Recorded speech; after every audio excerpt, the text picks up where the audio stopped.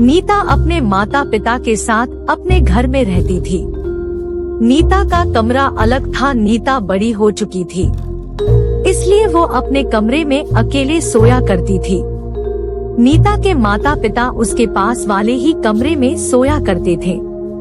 Nita college से पढ़ के आती और रात में सो जाती। एक दिन नीता अपने कॉलेज से देर से वापस आई। वो दोस्तों के साथ पार्टी की और ड्रिंक की, इसलिए वो थोड़े नशे में भी थी।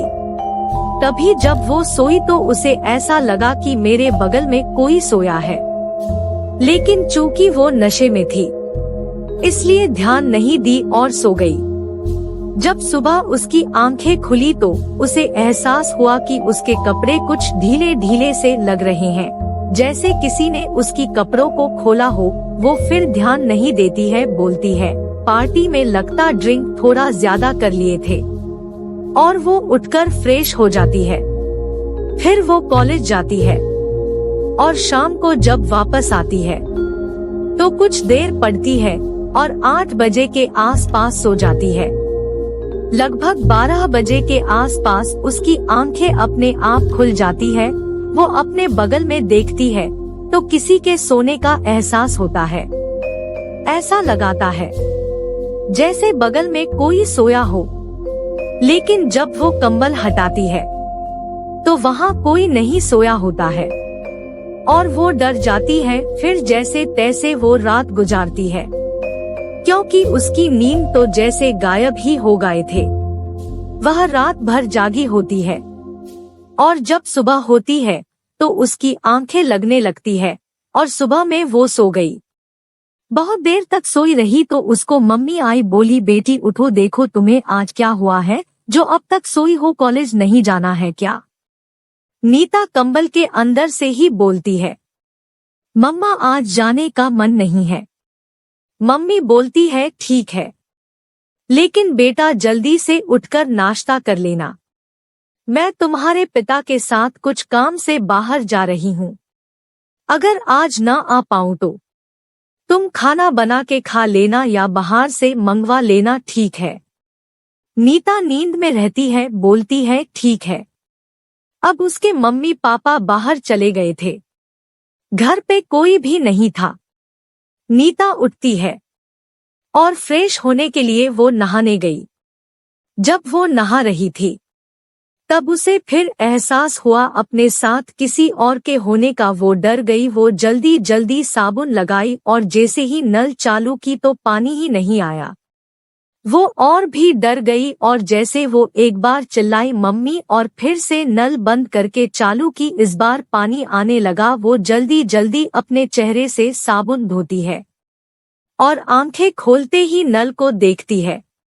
नल ठीक रहता है और फिर वो वहां से अपने रूम में आती है।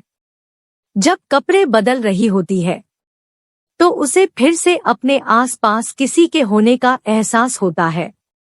वो डर के मारे जल्दी जल्दी कपड़े बदलती है और वो घर से बाहर आ जाती है। बाहर आकर चैन की सांस लेती है। फिर वो अपने घर के पास में ही मिठ नाम का एक लड़का जो उसके साथ ही पढ़ता है, उसे आवाज लगाती है। मिहू अपने घर से बाहर आता है और नीता उसे सारे बातों को बताती है, पर मिट्टू को विश्वास ही नहीं होता है। फिर नीता उसे अपने साथ अपने घर ले जाती है, क्योंकि नीता को अकेले अपने घर पे डर लग रही थी। मिट्टू भी चला जाता है। अब मिट्टू नीता के कमरे में बैठा होता है और नीता खुद और मिट्टू के लिए खाना बना रही होती है।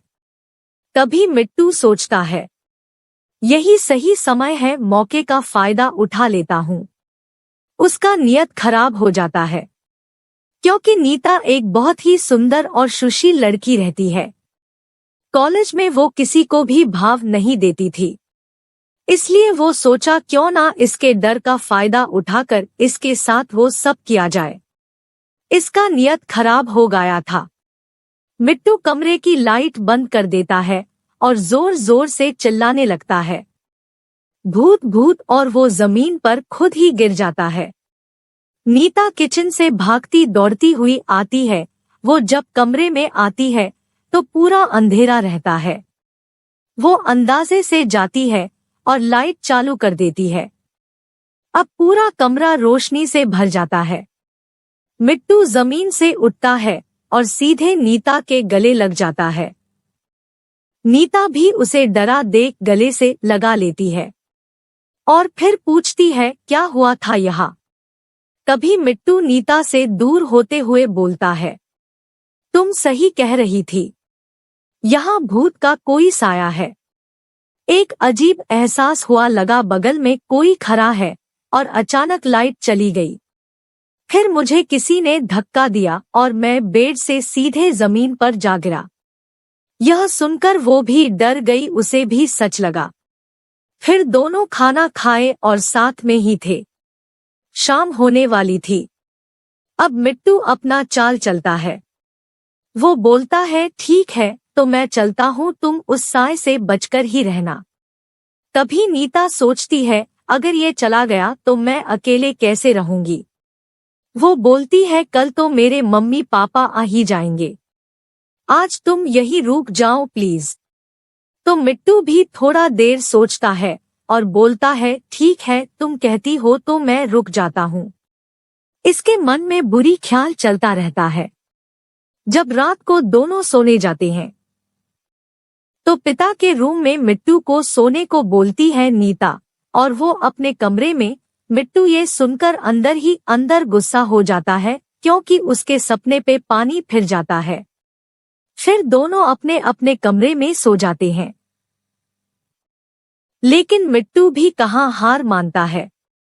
वो अपने कमरे में भूत भूत का हल्ला करने लगता है और फिर नीता वहां आती है। फिर नीता उसे अपने ही कमरे में सोने को बोलती है। मिट्टू भी यही चाह रहा था।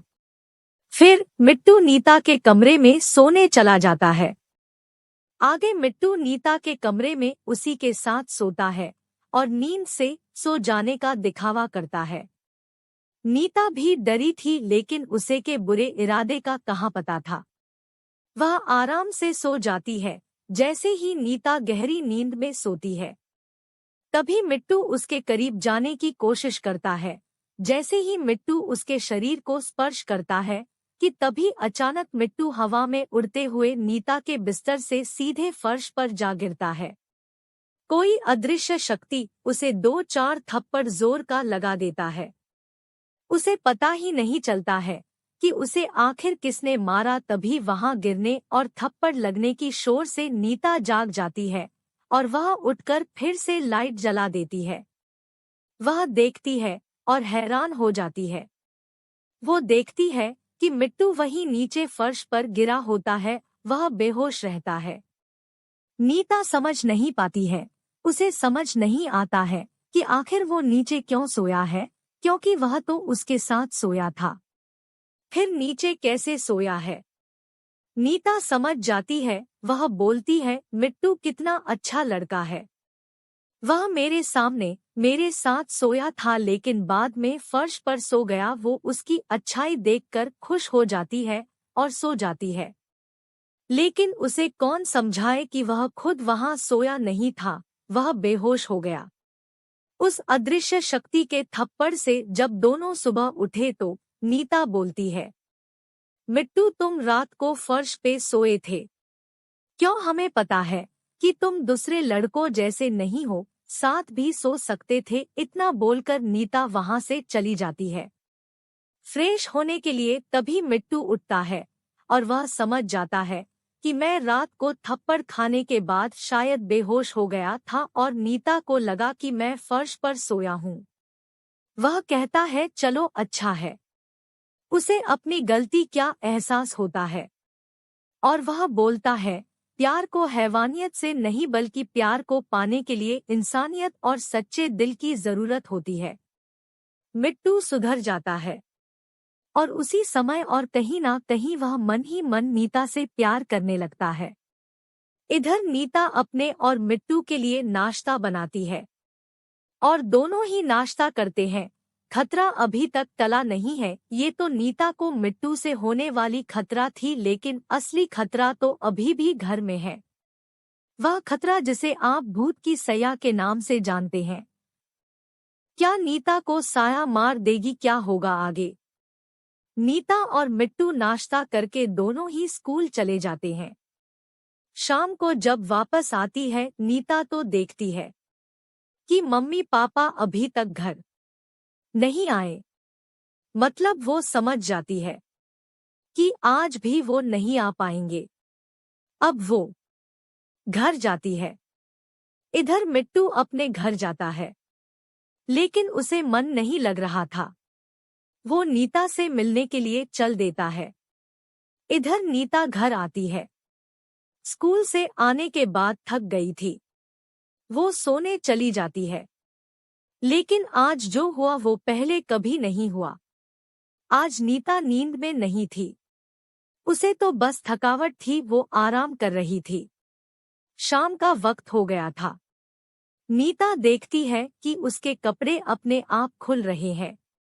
वो ये देख हैरान हो गई। वो अपने कपड़ों को पकड़ लेती है, लेकिन अब उसे ऐसा लग रहा था कि कोई उसके हाथों को पकड़ लेता है।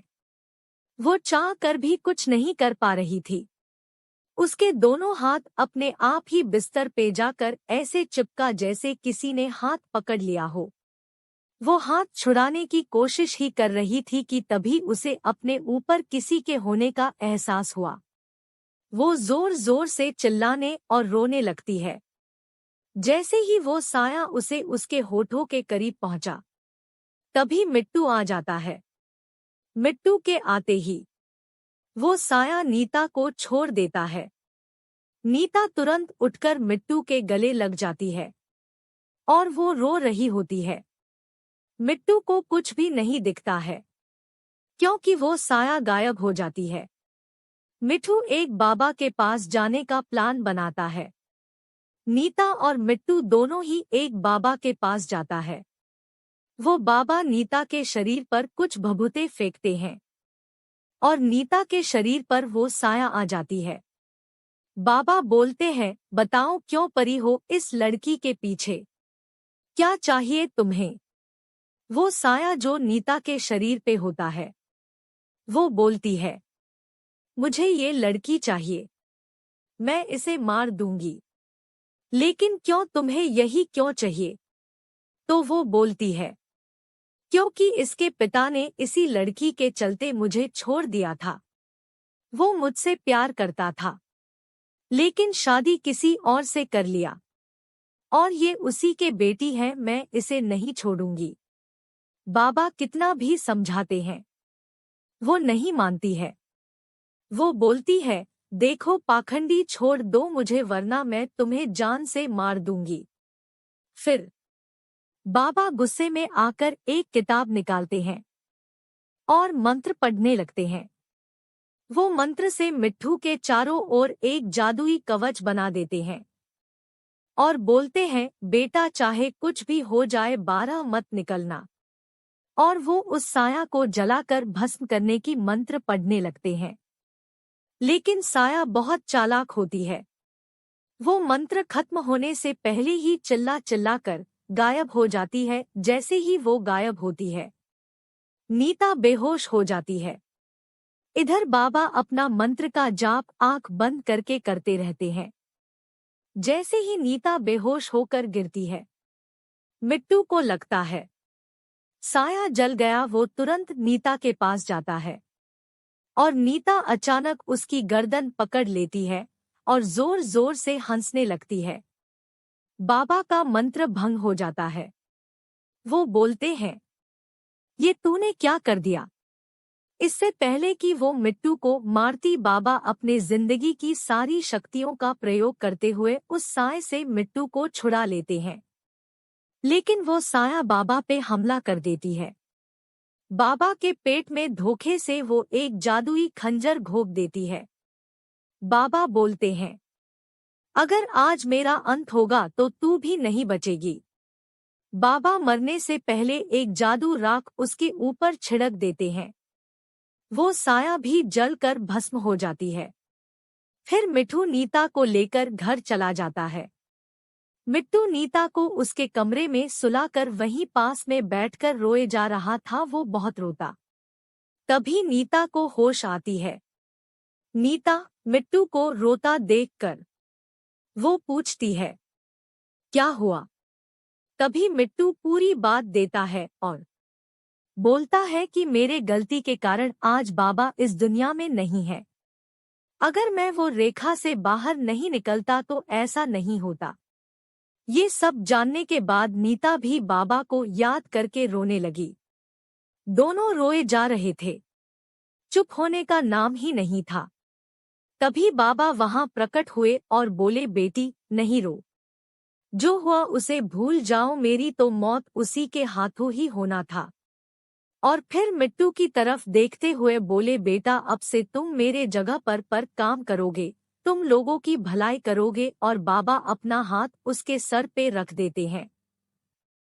फिर बाबा बोलते हैं, आज से मेरी सारी शक्तियों का मालिक तुम हो। इसका उपयोग सदैव लोगों के भलाई के लिए करना। मिट्टू अपनी गलती का माफी मांगता है और बाबा को वचन देता है कि वो सदैव लोगों के हित में ही उन शक्तियों का इस्तेमाल करेगा। और फिर बाबा दोनों को आशीर्वाद देकर वहां से गायब हो जाते हैं। बाबा के जाने के बाद मिट्टू अपने दिल की बात नीता से बोलता है और नीता भी उसे चाहती थी। फिर दोनों आपस में प्रेम करने लगते हैं और अपनी जिंदगी खुशी खुशी जीने लगते हैं। गाइस, मोर हॉरर स्टोरीज के लिए चैनल सब्सक्राइब करें और भूल से भी बिना लाइक किए मत जाना। चलो मिलते हैं नेक्स्ट स्टोरी में।